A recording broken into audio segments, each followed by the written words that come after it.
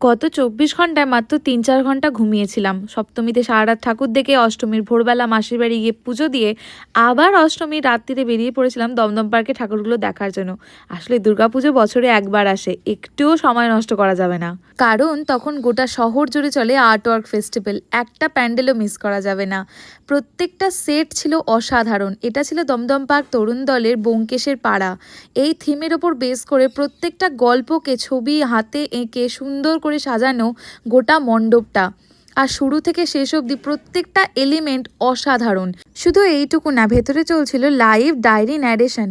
ব্যোমকেশের গল্পের ডায়েরির প্রত্যেকটা গল্পকে খুলে খুলে আমাদের এন্টারটেন করা হচ্ছিল লাইভ স্টেজের মধ্যে। এবছর দমদম পার্কের প্রত্যেকটা প্যান্ডেলই এক্সে বার্কারে, কাকে ছেড়ে কাকে বলবো। তবে এই সবের মাঝখানে ভিডিও করতে করতে আমার ফোন হয়ে গেল সুইচ অফ। আসলে নিজেও ঘুমাইনি, ফোনকেও ঘুমোতে দিইনি। এই সবের মাঝখানে ফোনটা চার্জ করে দেখা হচ্ছে পরের মিনি ব্লগে।